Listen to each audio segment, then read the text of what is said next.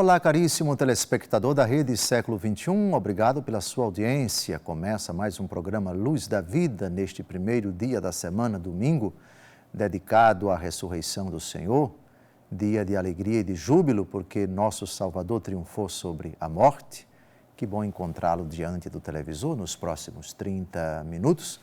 Estaremos juntos para refletir sobre uma das verdades esquecidas, as indulgências. Pela quarta vez, estamos a nos debruçar sobre esse argumento. Já definimos nos 3 programas anteriores e recordamos, insistimos muito o que é uma indulgência. Mas antes de entrarmos propriamente no tópico indulgência, coisa que vamos fazer mais para frente, é importante conhecer a doutrina da Palavra de Deus e da Santa Igreja sobre os alicerces da doutrina das indulgências. O pecado, aquilo que ele acarreta na vida do pecador, a culpa e a pena, coisa que fizemos, espero que, ainda que modestamente, bem nos programas anteriores. E agora vamos dar continuidade a esta questão. O pecado traz consequências. Isso é o básico. E consequências que podem ser encaixadas em 2 grandes categorias. A culpa, que é a responsabilidade pelo pecado cometido diante de Deus, e a obrigação de reparar as consequências desse pecado. No tempo, daí se fala de pena temporal. E se você não repara toda a desordem que o pecado causou, nesta vida, se a alma desta pessoa parte em estado de graça, vai reparar na outra. É a questão do purgatório, que deixaremos bem mais para a frente. De qualquer maneira, o julgamento de Deus ponderará estas 2 coisas. Apartai-vos de mim, malditos, a frase que Nosso Senhor pronunciará e que está no capítulo 25 do Evangelho segundo Mateus, se dirigirá àqueles que, partindo desta vida em pecado mortal, virão a se apresentar diante do Senhor para escutar essa terrível sentença. Portanto, são aqueles que não tiveram a sua culpa cancelada, o seu pecado grave perdoado, apagado, extirpado, remitido pelos merecimentos de Cristo.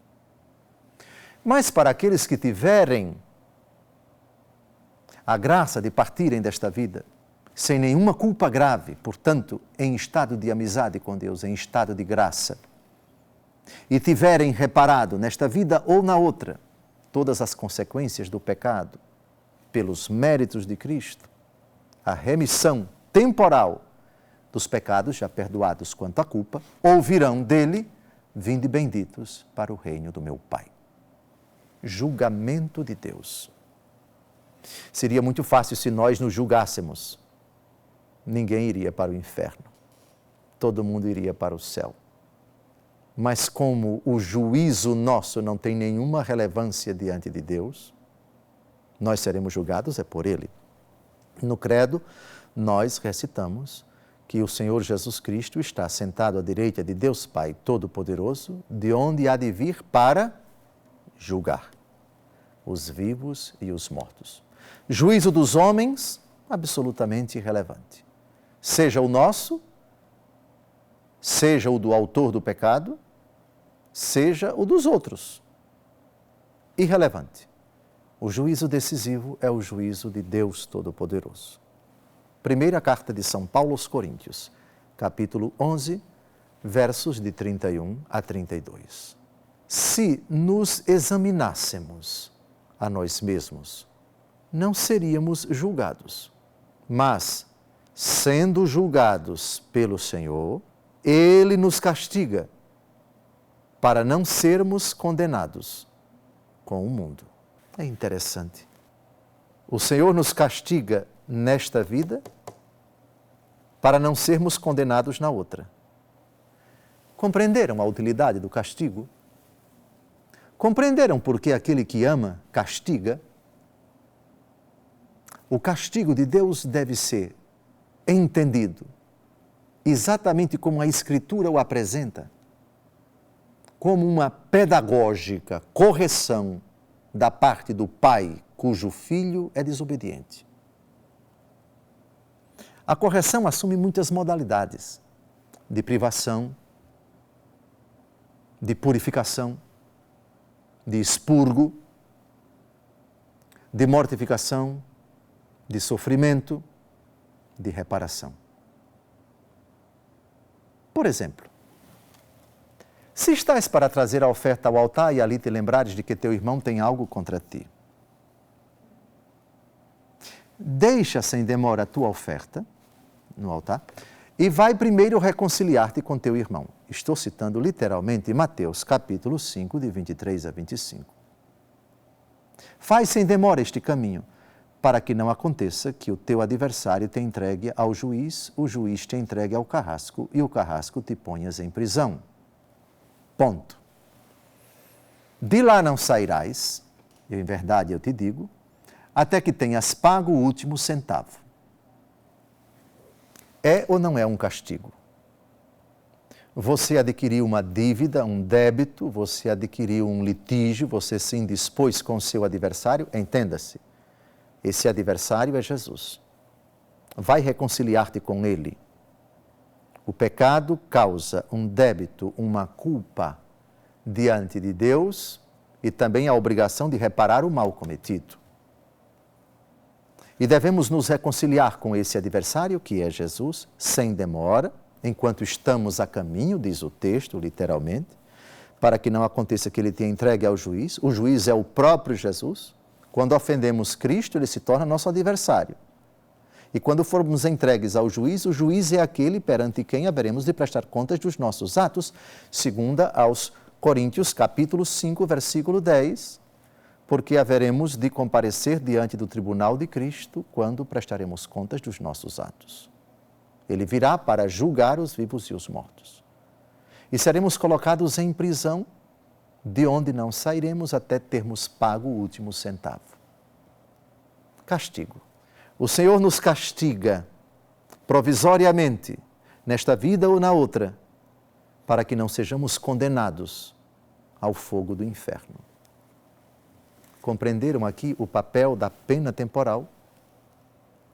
O pecado nos vincula como culpados diante de Deus e nos torna obrigados a reparar o mal que cometemos. Culpados diante de Deus, reato da culpa. Obrigação de reparar o mal cometido, reato da pena. Somos julgados por Deus, que nos castiga neste mundo para não sermos condenados no outro.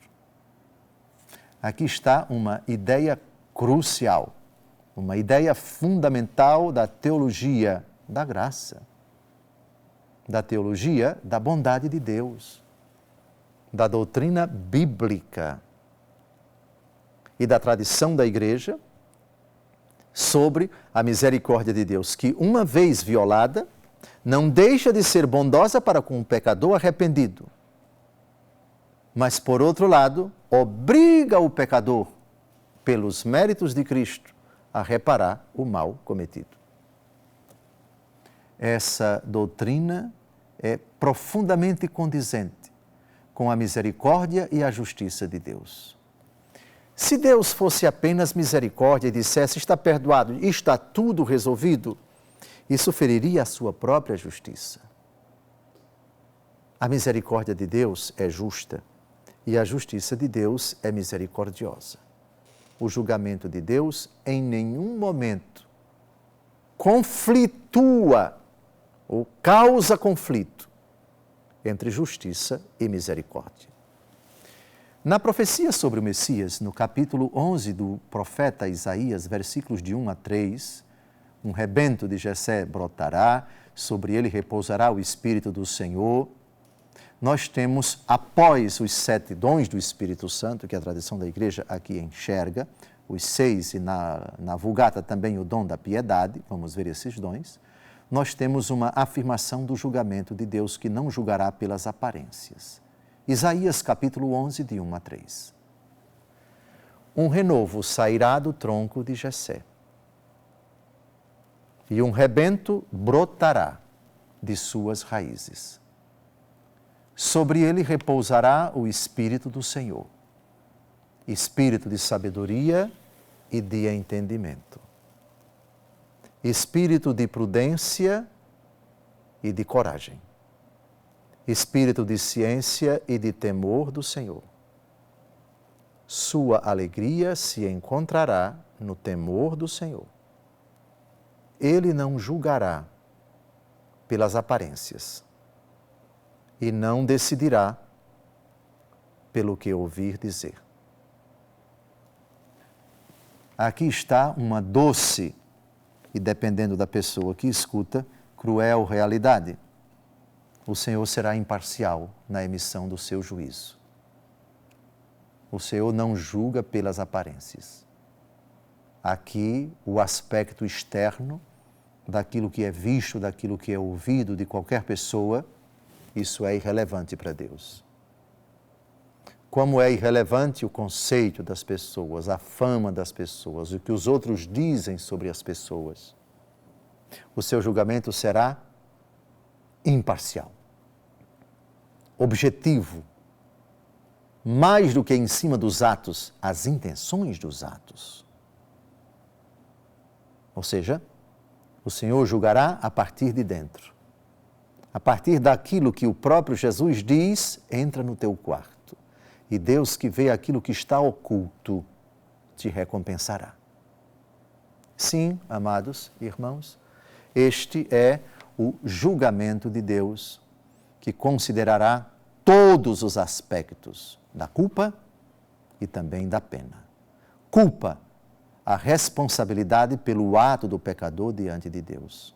A pena, a vinculação dele com a obrigação de reparar as consequências do seu pecado. Isso se chama a expiação da pena temporal dos pecados já perdoados quanto à culpa. Estamos terminando mais um bloco. Não saia daí. Depois do intervalo, nós retomaremos com mais textos da Escritura, esses alicerces e também já as colunas que nós estamos colocando para a doutrina das indulgências. Se você compreendeu bem os 3 programas anteriores e compreendeu bem este primeiro bloco desse 4º programa, fique tranquilo que vai ficar muito fácil para você compreender mais na frente a compreender as indulgências.